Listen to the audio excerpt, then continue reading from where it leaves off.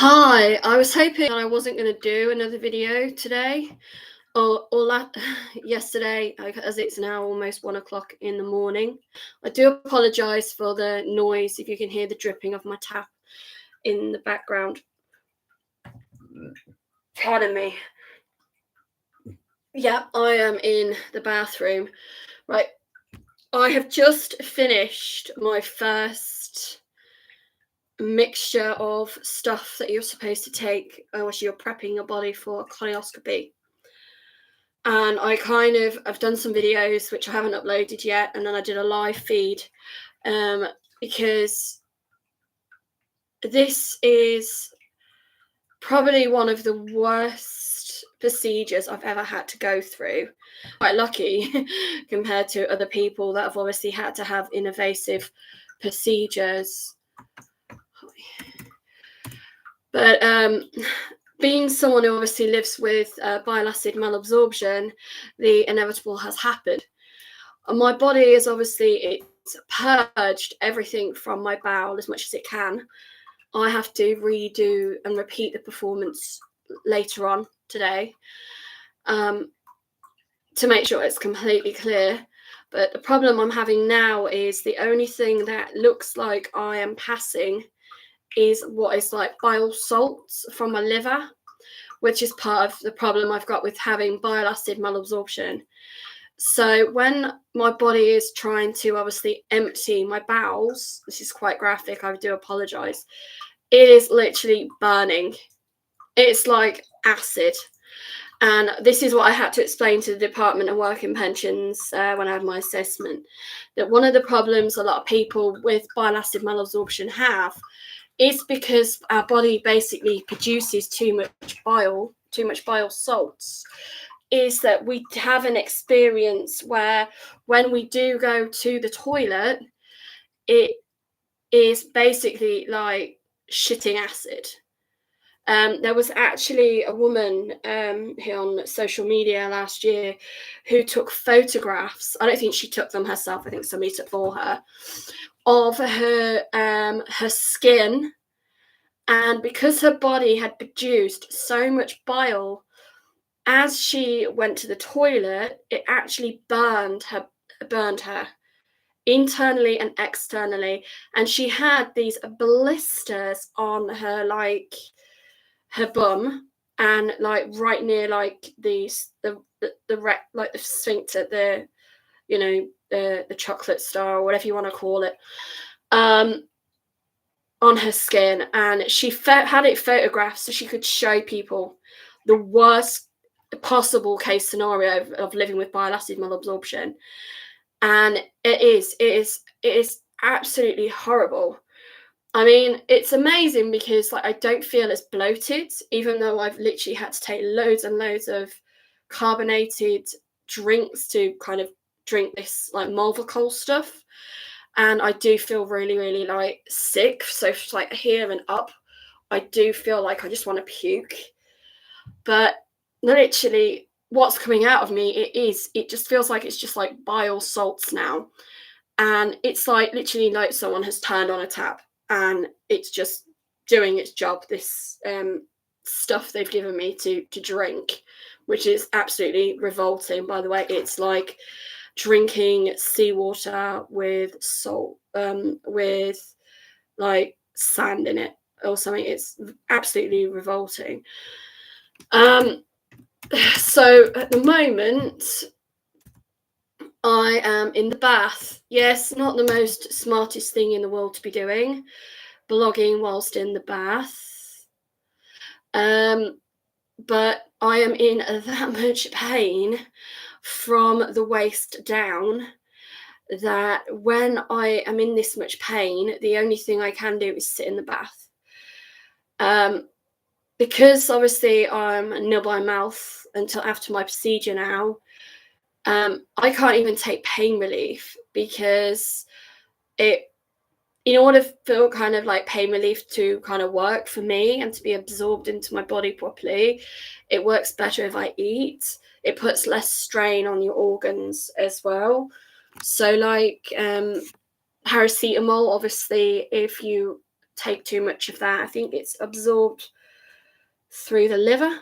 That's either absorbed through the liver or the kidneys, one or the other. I can't remember which. So that is why paracetamol it's good in small doses, but in large doses it can cause organ failure. And that's like the basic kind of pain relief that I can take. I can't take anything stronger. I can't take opioids. I can't take anti-inflammatory. Like I can take Buscopan, which is an antispasmodic. So I'll probably take some of that in a little while if the pain in my abdomen doesn't subside. But they did say to me, once you start taking this medication to kind of flush out your system, that you will have abdominal pain. A lot of that is obviously because your muscles in your intestines are working extra hard because of the medication you've been given, and also because obviously you'll feel more dehydrated. And again, one of the signs of dehydration is obviously muscle cramps and obviously pain in the abdomen. So they said the best thing to obviously combat that is hot water bottle or heat pads or a Wheatie bag. So I will definitely make sure I do that at some point. But at the moment, because like I said, it just feels like all that's coming out of me now is bile acid. There's no food in my stomach. There is no food in my intestines that I'm aware of, because I've limited. One of the things you have to do before having a colonoscopy is reduce the amount of food that you eat over the first, like the week before. So I am literally, I mean, it even said that I should be able to sleep on the instruction manual, but by the looks of it, that is not going to happen. I am literally going to be up now, sitting in the bathtub. So whoever you are watching, hi, you can message me if you like. No? Okay. So my laptop is about to, obviously the battery's about to die, and the last thing I'm going to be doing is obviously charging my laptop in the bathroom. My lovely archaic piece of equipment that, you know, everyone keeps telling me to throw in the bin and buy a new one, but I can't afford a new one, especially with the prices of new technology. So I do apologise if the video quality of my videos isn't that great, and hopefully you can hear what I'm saying. I know previously I did have to delete one of my videos because the sound didn't work properly. I always say anything in my house that is childproof, I will keep. And with my children, if you ever wanted anything testing, I mean, people who have got kids probably say this all the time, give it to your child to see how well it lasts. And touch wood, this laptop, even though it's not the best in the world, and it is really sort of stood the sound of time with my kids just, you know, dropping it every other day. So yeah, that's not going to happen if I buy a new one, especially as I know a lot of the new ones now, the screens are so much thinner, and that was my worry, is it would only take one drop on the floor and it would shatter or something ridiculous. So I do apologize that I am having to use very archaic technology to do my videos, but if it's not broke, don't fix it. Isn't that what they say? Or if it's not broke, don't buy a new one. So it still works. And I'm waffling because I'm extremely tired. But I did want to do this video quickly because for anyone who's obviously having to kind of go through the same experiences as me, of, you know, having to prep for like a full colonoscopy, which is what it is that I'm having. You can read all the information that the hospital will give you, but this procedure affects everybody differently. And I think the only way to kind of know how it could affect you is if people talk about it. And people don't want to talk about things like this because, you know, it is quite personal, it is quite private, it's not the most best conversation to have. And I think that's the most positive thing about modern technology, is that it does enable you to kind of research things that maybe you don't have anyone to talk to about. But, you know, a nurse will quite happily sit there and go, oh, here's the information, you know, this will happen, this could happen, this could happen, this is what will happen.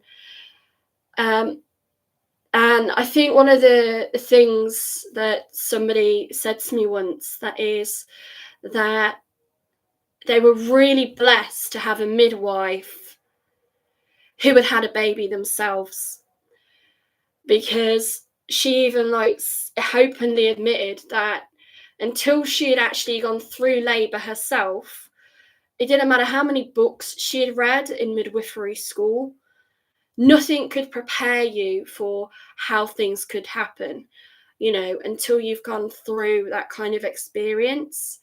So whenever women were some women, obviously, it's a walk in the park. Some women is an absolute nightmare. Everything imaginable could go wrong, and it does. And she said that actually becoming a mother herself enabled her to do her job better. And I'm not saying that if you want to be,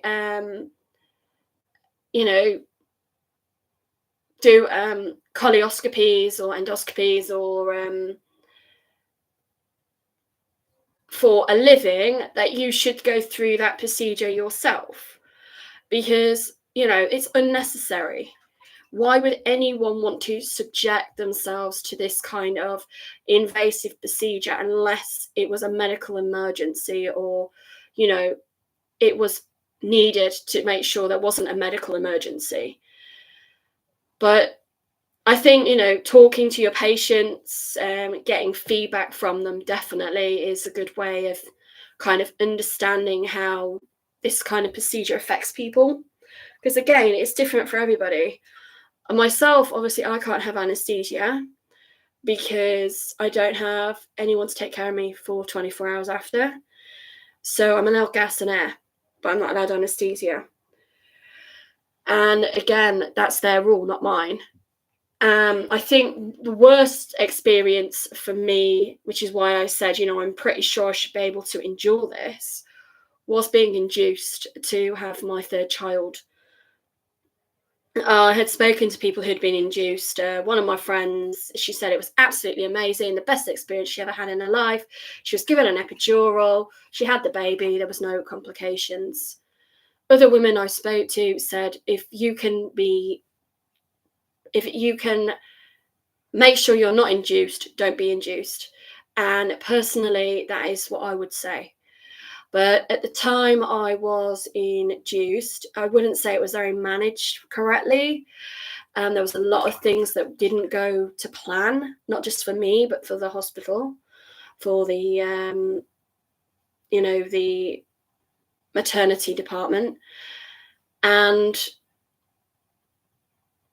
it was probably the worst experience of my life.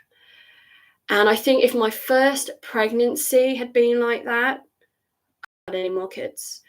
I'm not saying my first pregnancy wasn't painful, wasn't traumatic, but it was nowhere near as horrific as when I was forced to be induced.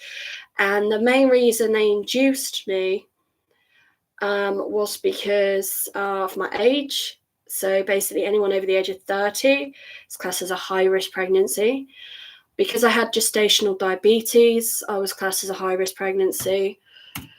And because they believed that my child that I was going to be delivering was going to be around 6 or 7 pounds in weight.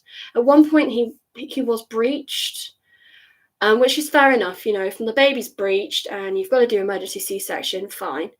But everything, to me personally, because I'd already had 2 children, I felt wasn't an issue. Even when they wanted to induce me, I had already gone into labour. And I just said to them, like, look, I'm already in labour. Why don't I just go home? And if I've not had the baby in 24 hours, come back and then you can induce me. But no. They wanted to play God. And that is the one thing that really did annoy me about being induced. They constantly put this IV in my arm with something in it to bring on my contractions. Trying to get somebody to be in labour by bringing on their contractions when they're not fully dilated, and the baby at that point had decided to go back to sleep, was not a very good idea. At the time, obviously, when my waters broke, it was exactly the same time of day as my second child, and I even said to them, "Oh, I'll be fine. I'll have it, but I'll have the kid by 4." I didn't actually have my son, who they thought was a girl, because of the eyes being so beautiful. Yeah, that was a really great experience. Thank you to wherever you were. I never saw a midwife leave a room so fast. I didn't have my son until 1:15 the following day, and so that's why I wasn't happy with being induced. But like I did say to the colonoscopy team, if I can endure over 15 hours of labour without any pain relief, because I wasn't even allowed, I wasn't given gas and air, I wasn't entitled to an epidural because they had given me pethidine. They gave me something, and because of all the time frames and everything, I wasn't entitled to any more pain relief. So I literally had to go through that labour, and it wasn't what I would have classed as a natural birth, because it was intervented by medicine to obviously bring on my contractions, and they kept saying, don't push, and it was really, really hard not to. And apparently it took 4 women to deliver my baby. I don't want to know how many hands were inside me that day. All I know is it took me 18 weeks to recover after having my 3rd child, which was a lot longer than my other 2. And that was even with having to have a episiotomy with my first. So if you are to have a colonoscopy and you can have local anaesthesia, I would say have local anaesthesia, definitely. But if you're like me and unfortunately you don't have that choice, then you will be provided with gas and air. But it does feel like labour pains or really bad period pains when they are inserting the camera into you. Once it's inside, there are sort of times where it's not as painful. But obviously with the colon, the small and large intestine, it moves around. It's not like a straight line. So as the camera is obviously trying to travel internally into you, and it gets to certain places within the colon, I don't want to say it feels like a baby's kicking you, because it's not like that. It's like a real sharp shooting pain, which I'm not looking forward to at all. But like I said, the first time I had this done, it was an enema, which was a lot more easier and a lot more manageable to do than to be taking Molvacol. Having to take Molvacol, as I call it, is absolutely disgusting. And now I'm at the point now, because I do suffer with bile acid malabsorption, the only thing that's coming out of me is bile acid.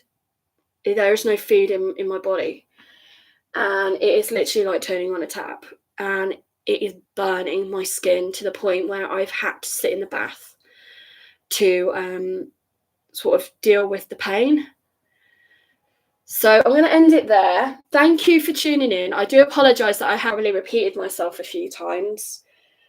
I'm just so tired. I just want to go to sleep, but I can't.